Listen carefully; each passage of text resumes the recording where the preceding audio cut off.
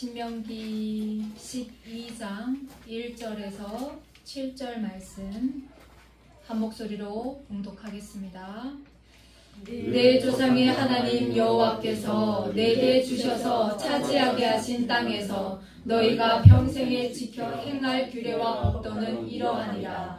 너희가 쫓아낼 민족들이 그들의 신들을 섬기는 곳은 높은 산이든지 작은 산이든지 푸른 나무 아래이든지 막론하고 그 모든 것을 너희가 마땅히 파멸하며 그 제단을 헐며 주상을 깨뜨리며 아세라상을 불사르고 또 그 조그만 신상들을 찍어 그 이름을 그곳에서 멸하라. 너희의 하나님 여호와께는 너희가 그처럼 행하지 말고 오직 너희의 하나님 여호와께서 자기의 이름을 두시려고 너희 모든 지파 중에서 택하신 곳인 그 계실 곳으로 찾아 나아가서 너희의 번제와 너희의 제물과 너희의 11조와 너희의 손의 거제와 너희의 소원제와 낙헌 예물과 너희 소와 양의 처음 난 것들을 너희는 그리로 가져다가 드리고 거기 곧 너희의 하나님 여호와 앞에서 먹고 너희 하나님 여호와께서 너희의 손으로 수고한 일에 복 주심으로 말미암아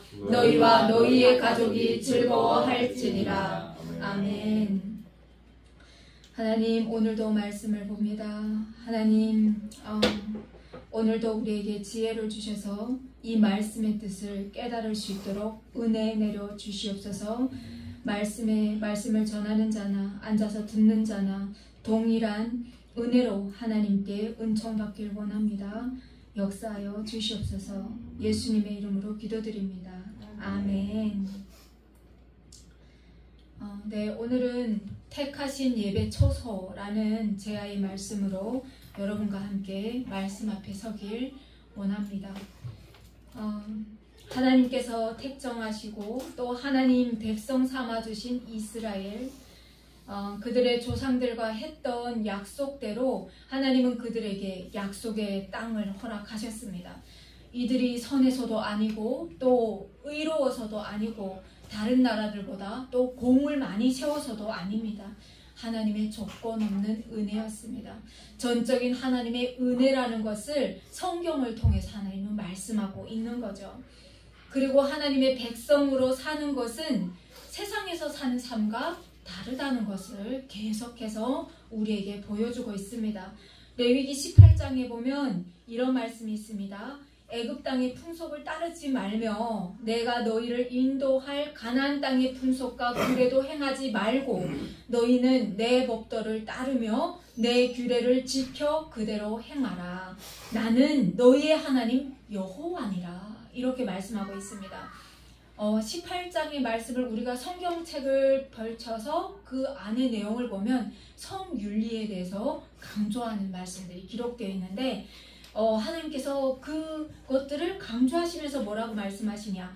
너희는 이 모든 일로 스스로 더럽히지 말라라고 말씀하십니다. 너희 전에 있었던 그 땅 주민이 이 모든 가증한 일을 행하였고 그래서 그 땅도 그 주민이 더러워져서 토해냈다. 이런 말씀을 하시는 거예요. 그러니까 뭐죠? 너희도 더럽히면 그 땅이 너희가 있기 전 주민을 토함같이 너희를 토할까 하노라. 이 가증한 모든 일을 행하는 자는 그 백성 중에서 끊어진다고 말씀하십니다. 그러니까 오늘날 하나님 안에서 하나님 앞에서 택함받은 우리들에게 말씀하시는 게 뭐냐? 하나님 안에 거하지 않고 세상의 풍속을 따르면 그러면 하나님의 백성에서 끊어져 나가는데 대한민국이 누리는 이 모든 은혜 어떻게 된다고요? 하나님 안에서 끊어져 나가면 한순간에 물거품처럼 된다라는 엄중한 경고의 메시지인 거예요. 이게 그냥 메시지가 아닌 거예요. 그리고 우리가 하나님 안에 들어와서 평안을 누리는 이 사람들이 우리가 하나님 안에서 끊어져 나갈 때 그때는 상상도 못하는 그런 폭풍과 풍랑이 닥쳐온다는 거예요. 우리 스스로 이겨낼 수 없는 힘이라는 거예요. 그러니까 뭐죠? 우리가 지금 이 안전지대에 있는 것은 하나님께서 지켜주심으로 말미암아 우리가 누리는 행복이다라는 것들을 말씀하십니다. 오늘은 신명기 12장 말씀을 볼 텐데요. 택하신 예배 처소입니다. 약속의 땅에 들어가면 이스라엘이 평생에 지켜 행할 규례와 법도를 말씀해 주십니다. 이 말씀은 출애굽기, 민수기, 레위기 계속 이어져서 나오는 말씀들입니다. 그만큼 중요하다는 거죠. 그래서 그때나 지금이나 예수 그리스도로 말미암아 구원에 이른 우리들에게도 하나님께서 계속해서 말씀해 주시는 거죠. 하나님의 백성으로 사는 것이 어떤 삶인지. 그래서 우리도 명심해서 집중해서 들어야 하는 부분입니다. 먼저 그 땅에 들어가면 그들이 우상을 섬기던 그곳, 높은 산이든지 작은 산이든지 푸른 나무 아래라든지 막론하고 그곳에 우상 제단을 헐며 주상을 깨뜨리고 불살라서 그 이름을, 우상들의 이름을 그곳에서 멸하라 라고 말씀하십니다. 이것이 약속의 땅에 들어가 살게 될 약속의 민족 이스라엘이 가장 먼저 해야 하는 행동이다. 그런데 그 아래에 그때부터 계속해서 말씀하시는 것이 그러나 라고 접속사가 붙습니다. 그러나 여호와 하나님께는 너희가 그렇게 하면 안 된다 라고 말씀하고 있습니다. 그러면 너희는 하나님 여호와께서 자기의 이름을 두시려고 너희 모든 지파 중에서 택하신 곳인 그 계실 곳으로 찾아나가서 거예요. 불편함을 감수하더라도 예배 공동체에 나가서 예배드리라는 말씀을 하고 있습니다. 너희의 번제와 거기 나가서 너희의 번제와 너희의 제물과 너희의 11조와 너희 손의 거제와 너희의 서원제와 낙헌예물 너희 소와 양의 첫난 것들 거기로 가져가서 예배를 드리라 라고 말씀하십니다. 중요하니까 좀 보겠습니다.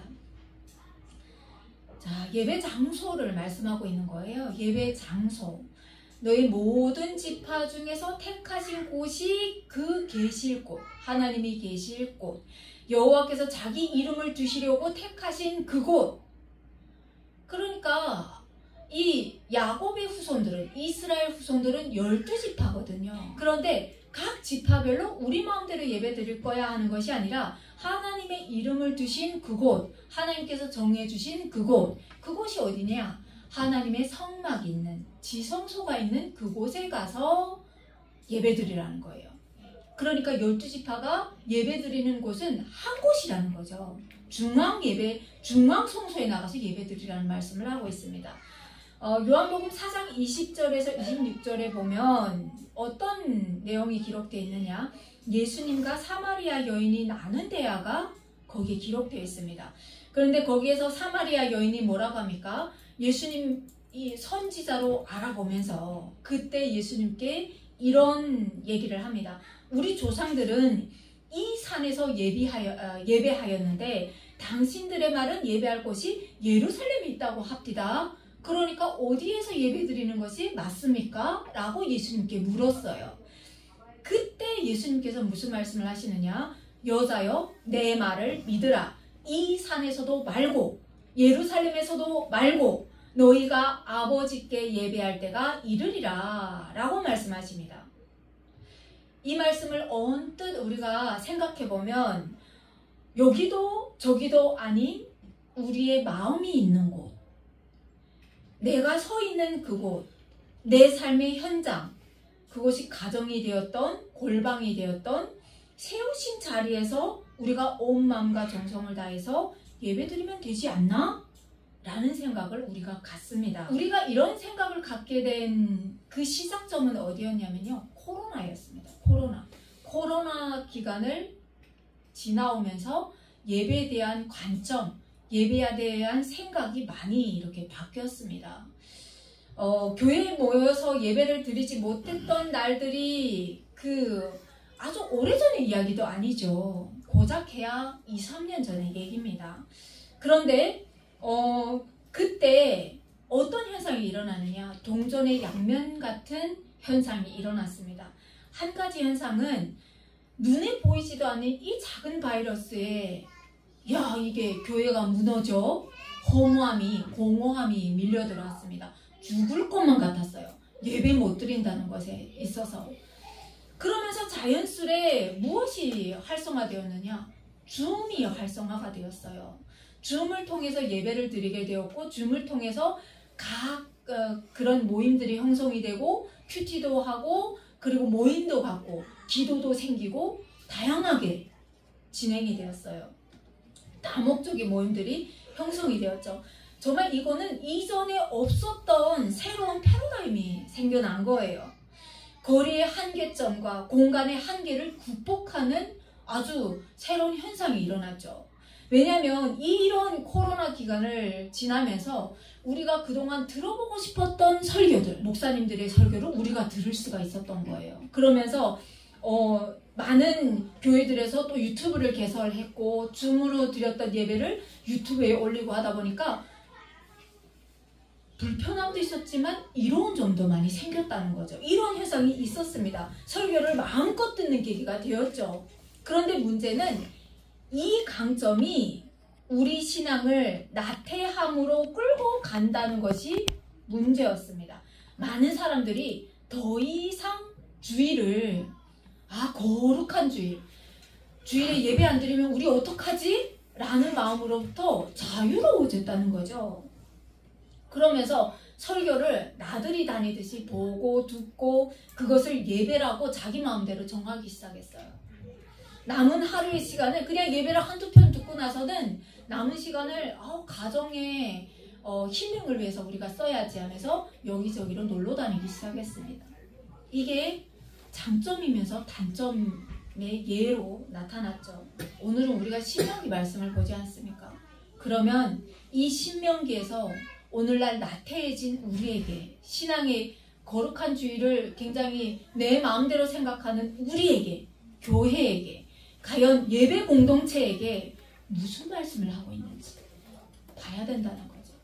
그래서 우리가 우리 마음에 내려놓은 것들이 있다고 하면 다시 긴장하고 하나님 앞에 경외함 그리고 사랑하고 진짜 하나님을 진짜 사모하는 그 마음 그리고 우리가 하나님 앞에 거룩하게 구별됨이 무엇인지 다시 생각하고 한번 우리를 긴장하게 세우는 그런 자리가 됐으면 좋겠습니다. 매주마다 말씀드리지만 이 구약을 보다 보면 우리가 그런 게 있어요. 우린 율법 시대를 살고 있지도 않는데 예수 그리스도로 말미암아 우리는 이미 하나님 나라에서 살고 있는데 왜 율법을 우리에게 강조하고 있지? 이런 생각이 들 수 있습니다. 맞습니다. 우리는 율법 시대를 살고 있지도 않고요. 율법을 지킴으로 말미암아 하나님 나라에 사는 것도 아니에요. 다만 그럼에도 우리가 신명기를 보고 창세기를 보고 그리고 레위기를 보는 이유는 우리가 하나님을 사랑하는 사람들이기 때문이에요. 하나님은 이 우주 만물을 주시고 우리에게 이 모든 것들을 선물로 주셨는데 우리가 그렇잖아요. 우리 부모님을 존경하면 순종하잖아요. 그 부모님께 순종하잖아요. 그리고 사랑하잖아요. 우리도 하나님 앞에 그래야 된다는 거죠. 그러기 위해서 우리가 구약을 배웁니다.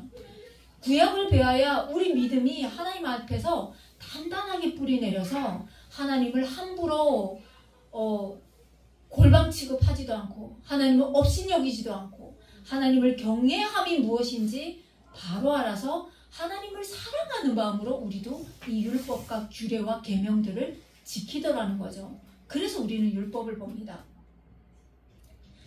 자, 중앙성소 예배 우리에게도 중요한가? 라는 질문을 우리는 던져봐야 합니다.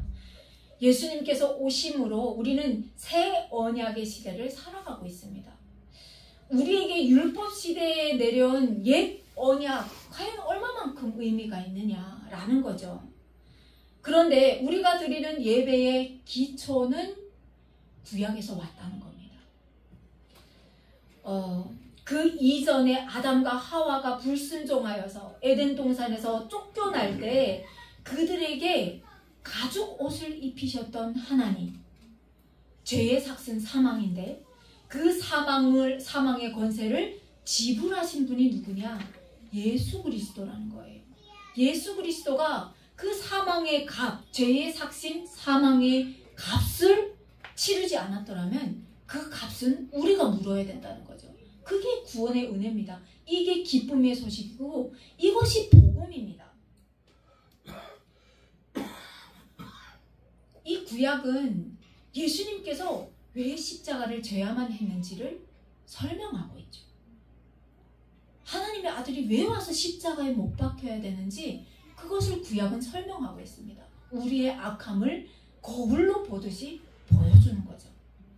히브리서 9장에 보면 이런 말씀이 있습니다. 첫 언약에도 섬기는 예법과 세상에 속한 성소가 있더라. 이게 바로 출애굽기에서 하나님께서 명령하신 그 성막입니다. 눈에 보이는 성막, 세상에 나타난 성막이죠. 첫 장막 성소에는 등잔대와 상과 진설병이 있고 둘째 휘상을 지성소라 하는데 거기에는 언약궤가 있습니다. 그 언약궤는 뭐가 있느냐? 만나를 담은 금 항아리, 그리고 아론의 쌍난 지팡이, 그리고 모세가 시내산에 올라가서 하나님 앞에 올라가서 하나님의 육성으로 기록된 10계명이 기록된 돌판 둘, 그것이 언약궤에 들어가 있다는 거예요. 이런 것들을 소개하면서 여호와 하나님께서 이 모든 것을 이같이 예비하심은 아직 성소에 들어가는 길이 나타나지 아니하였기 때문이다. 이게 무슨 말씀이냐면요, 우리는 하나님과의 관계가 끊어졌습니다. 그 이유는 우리가 다 알아요. 아담과 하와가 불순종했기 때문에. 그래서 하나님께서 인간 세상이 바벨탑을 쌓으면서 세상 나라를 건설할 때 더 이상 어떻게 보여줘도 안 되니까, 노아 홍수로 세상을 진멸해도 안 되니까, 도저히 보완하지 못하니까, 그래서 하나님께서 아브라함이라는 한 사람을 들어서 눈에 보이는 하나님의 나라를 건설하려고 했어요. 그 시작이 성막이었습니다.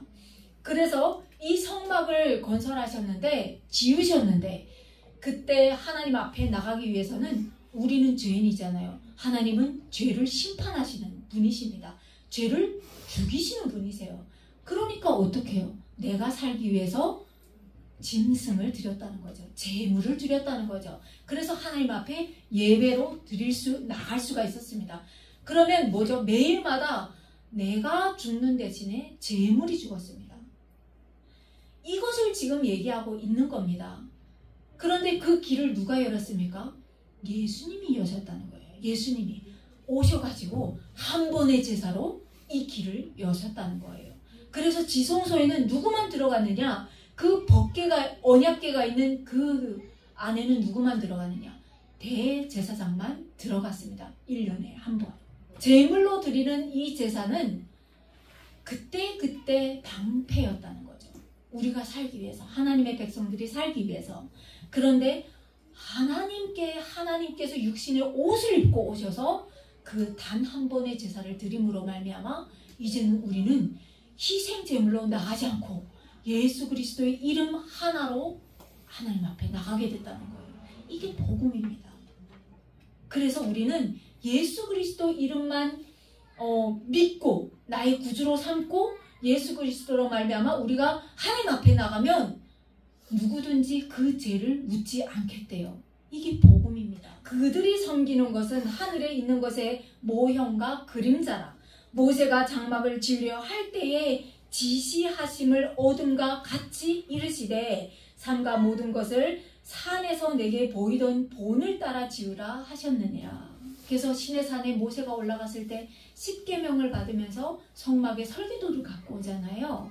그게 바로 하나님께서 똑같이 이렇게 명령해 주셔서 하나님의 명령대로 지은 것이 바로 이 지성소라는 거죠. 그러니까 우리가 그냥 대충 생각했던 그 지성소가 아니라 얼마나 대단한 지성소인지 다시 한번 우리가 알았으면 좋겠습니다. 자, 하나님을 반역한 인류가 하나님과 상관없는 존재들로 끊어졌다는 거예요. 하나님께로 나가는 그 길이 끊어졌다는 거예요.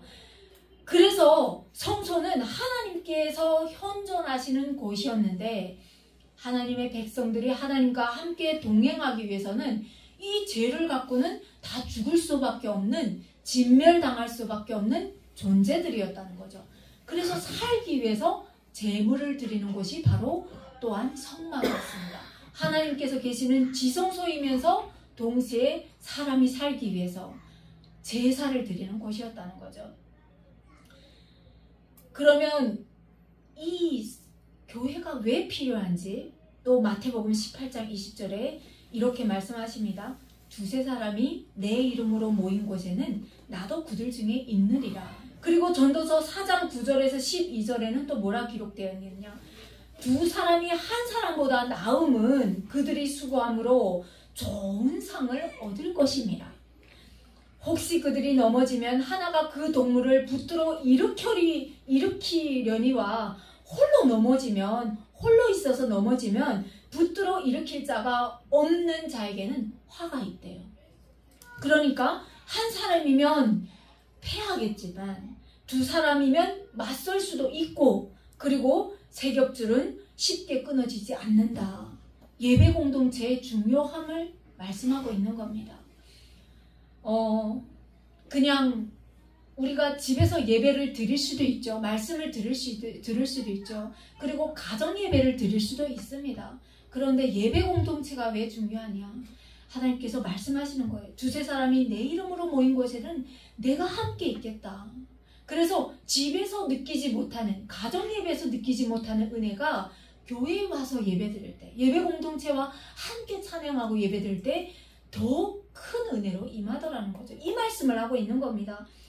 열심히 한 주를 살다가 거룩한 주일을 구별하여서 예배 초소에 와서 예배를 드리는 것은 하나님을 향한 경외하는 마음, 하나님을 사모하는 마음, 또 그 서로가 서로를 존중하는 마음, 예배 공동체에서 사랑하는 마음, 이런 마음들이 하나님의 말씀에서 기록되었던 말씀들이 예배 공동체를 통해서 실현되더라는 거죠. 그러니 허락하신 예배 공동체와 정해주신 교회에 나가서 예배 드리는 것이 중요하다, 이런 말씀을 하고 있습니다. 자, 그렇게 예배 처소로 나가면 어떻게 해야 하는가? 예배 처소로 나가서 우리가 또 해야 하는 것들이 있습니다. 자, 요한복음 4장 23절에 보면 하나님은 영이시니 예배하는 자가 영과 진리로 예배할지니라 라고 말씀하십니다. 오랜만에 만나니까 우리가 반갑잖아요. 그래서 들뜬 마음도 있지만 하나님은 우리처럼 눈에 보여서 붙들 수 있는 분이 아니십니다. 온 땅에 충만하신 분, 그런 분이십니다. 그러니까 이 자연 만물을 보면서, 변화하는 계절을 보면서, 또 우리가 오늘도 우리의 호흡을 붙들어 주시는 그분을 생각하면서, 사모하면서 우리가 정말 경외하는 마음으로, 사랑하는 마음으로, 가벼운 마음이 아니라 무겁고 정말 경외하는 마음으로 하나님께 영으로 예배해야 된다는 거죠. 진리의 말씀으로 예배해야 된다는 거죠. 사람을 의지하여서 사람에게 잘 보이려고 나가는 예배의 공동체가 아니라 하나님, 내가 왔습니다. 하나님, 붙들어 주십시오. 이런 하나님을 경외하는 마음으로 나와서 그 말씀을 붙잡고 예배하는 자리라는 거죠. 신명기 12장 6절에 나오는 여러 제사법들이 있죠. 번제, 희생제, 11조, 손의 거제, 서원제, 낙헌제, 이런 것들이 있습니다. 우리에게는 굉장히 좀 낯설죠. 번제는 제물을 완전히 불사르는 것입니다. 레위기 1장에 기록되어 있죠. 온전히 여호와께 바치는 제물을 뜻합니다. 그러면 희생제는 무엇이냐? 일반적인 제사입니다. 신과의 친교를 도모하는 것으로 피와 기름은 신께 바치고 고기는 예배자들이 나누어 갔습니다. 나누어 먹습니다. 그러니까 오늘날로 보면 제가 생각했을 땐 그런 것 같아요. 우리가 하나님 앞에 하나님 감사합니다. 하나님으로부터 다 왔습니다 하면서 우리가 주일 헌금을 하죠. 그리고 어떻게 합니까? 식탁 교제로 나가서 우리가 한 주에 있었던 교제를 나누면서 같이 밥도 먹고 하나님을 찬양하는 거예요. 세상 사람들과 다른 거예요. 세상 사람들은 만나면 뭘 합니까? 욕하잖아요. 누가는 저렇고 왜 그런지 몰라 막 화도 내고. 그런데 우리는 예배 공동체에 와서는 그게 아닌 거예요. 화가 다 은혜로 다 이렇게 몽글몽글해지면서 하나님 하셨습니다 라는 고백만 하더라는 거죠. 자, 그러면 11조는 무엇이냐? 곡식이나 포도주, 기름, 가축의 첫 새끼를 하나님 앞에 바치는 겁니다. 서원제는 무엇이냐? 하나님 앞에 특별히 서원한 그것이 성취되었을 때, 우리 탈북민들에게 하나님 내 자녀 데려오게 해주세요. 하나님 소식을 좀 전할 수 있게 해주세요. 아니면 우리 집사님들처럼 하나님 내가 무엇인가를 지금 이루려고 하는데 하나님 요거 좀 이루어 주십시오 했을 때, 하나님께서 이루어 주셨을 때 특별히 하나님 앞에 구별하여서 드리는 헌금입니다. 이것을 서원제라고 합니다. 그리고 낙헌제는 무엇이냐? 어느 날 보니까 너무 감사한 거예요. 갑자기 은혜를 확 주시면서 야 하나님이 하셨군요. 너무 감사해요. 그래서 막 이게 주체할 수 없는 은혜로 하나님 앞에 따로 구별해서 드리는 거. 그걸 보고 낙헌제라고도 합니다. 자, 그러면 여기에서 다른 것들은 다 이해가 됐으니까 신명기 14장에 뭐라고 말씀하시냐? 모세가 그래요. 너희는 마땅히 매년 토지 소산의 11조를 드려라 라고 말씀하십니다. 자, 그러면 성경에서 11조를 가장 먼저 시작한 사람이 누군지 보겠습니다. 성경에서 보면 아벨이 시작했습니다. 아벨. 창세기 4장 4절에 아벨은 자기도 양의 첫 새끼와 그 기름으로 드렸더니 여호와께서 아벨과 그의 제물은 받으셨으나 누구의 제사를 받습니까? 가인의 제사는 받지 않았습니다. 하나님께서 정해주신 제사법으로 나가서 아벨의 제사는 받았습니다. 그런데 양의 첫 새끼를 하나님 앞에 드렸어요. 그러니까 아벨은 11조와 주일 헌금을 드린 거예요. 하나님 앞에. 자, 그리고 누가 정확하게 또 드렸느냐? 아브라함이 드렸습니다. 아브라함. 살렘 왕 멜기세덱이 조카 롯을 구하고 돌아오는 아브라함을 맞이하는 장면에서 나옵니다. 그에게 이렇게 축복하죠. 천지의 주제시요 지극히 높으신 하나님이요 아브라함에게 복을 주옵소서. 너의 대적을 내 손에 붙이신 지극히 높으신 하나님을 찬송할지로다 하매 아브라함이 그 얻은 것에서 10분의 1을 멜기세덱에게 주었다 라고 창세기 14장 20절에 기록하고 있습니다. 그러니까 우리랑 똑같은 거예요. 아브라함이 318명의 가병을, 집을 지키는 병사들을 데리고 나가서 4명의 왕을 무찔렀습니다. 세계전쟁에 뛰어들어서 이겨버렸어요. 그러니까 얼마나 뿌듯했겠습니까? 그런데 멜기세덱 제사장이, 멜기세덱 왕이, 살렘 왕 멜기세덱이 나타나서 이것을 이루신 이는 하나님이시다 라고 얘기하는 거예요. 순간 아브라함이 하나님을 향한 경외심이 확인 거예요. 그래서 그가 그때 얻은 그 모든 것들을 안 갔습니다. 거기서 11조를 떼어서 살렘 왕 멜기세덱에게 주고 나머지는 다시 그 왕들에게 돌려줍니다. 사람도 물건도 다 돌려줍니다. 왜냐? 하나님께서 하심을 믿기 때문에, 하나님께서 이 아브라함을 통해서 그 후손들에게 복을 주실 것을 믿기 때문에 그는 천오래기 하나도 갖지 않습니다. 취하지 않습니다. 이게 바로 믿음입니다. 구약 성경에서 11조에 대해서 말씀하시는 것은 그것입니다. 사실은 우리가 번 것에 11조를 우리가 쓰면 없어지죠. 그런데 하나님 앞에 드리면 거기에는 하늘나라의 싸움은 좀도 없고 동록도 없어서 하나님께서 채우신다. 이 말씀을 하고 있는 거죠. 복이라는 거죠. 복. 그런데 어렵죠. 어렵죠. 쉽지 않기 때문에 하는 것이 복이라는 것을 말씀하고 있는 거죠. 또 있습니다. 11조를 언급한 사람이 있어요. 누구죠? 야곱이 했습니다. 야곱이 형 에서를 피해서 밧단 아람으로 도망갈 때 베델에서 하나님께서 그의 꿈에 오시죠. 그러면서 창세기 28장에 보면 땅에서부터 하늘에 닿은 사닥다리가 보이면서 하나님의 사자들이 오르락 내리락 하는데 하나님께서 거기서 나타나셔가지고 야곱에게 말씀하시는 거예요.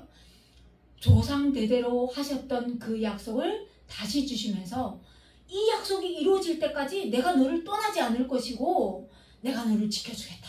이런 말씀을 하세요. 그러니까 야곱이 뭐라고 하느냐, 일어나서 자기가 베고 자던 그 돌베개를 세워서 기름을 부으면서, 그러면서 내가 가는 이 길에서 나를 지키시고 먹을 떡과 입을 옷을 주시어 내가 평안히 아버지 집으로 돌아오게 하시면 하나님을 나의 하나님으로 인정해 드리겠습니다. 그리고 자기에게 주신 모든 것의 10분의 1을 떼어서 반드시 하나님께 드리겠습니다 라고 서원합니다. 야곱은 안 지켰습니다. 생사의 갈림길에 선 거예요. 그래서 야곱이 나에게 먹을 떡과 이 길에서 나를 지켜주시고 생명을 지켜주시고 나에게 먹을 떡과 입을 옷을 주십시오. 그건 뭐죠? 일용할 양식을 달라는 기도를 하고 있는 겁니다.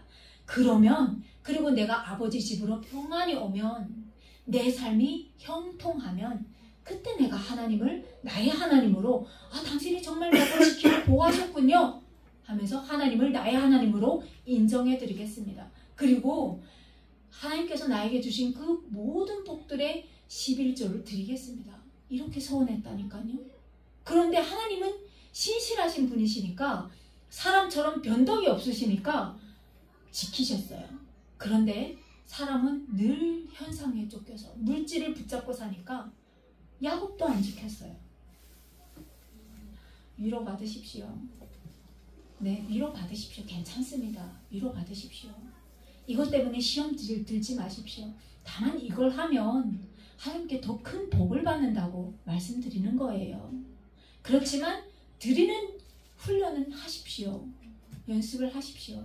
그래서 정말 채우는지 안 채우는지 한번 체험해 보십시오. 하나님 앞에서. 그게 중요합니다.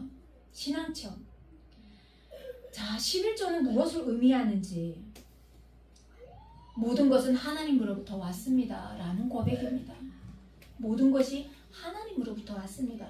나의 삶의 전부가 하나님의 것입니다. 이걸 고백하는 겁니다. 아벨도 아브람도 또 비록 약속을 지키지 않았지만, 그렇지만 야곱도 그 당시의 마음을 보면 이 길의 생사를 알 수 없는 이 두려운 길에서 하나님 앞에 기도했던 거예요. 물불을 가리지 않고, 정말 조카 롯을 잡혔다는 그 말 한마디에 물불 가리지 않고 달려나간 사람이 누구냐? 아브라함이었습니다.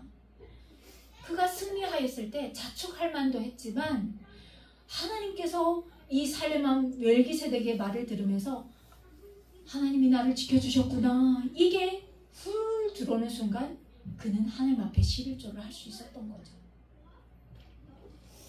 나의 전부였습니다. 하나님은 나의 전부였습니다 라는 고백을 할 수 있었던 거죠.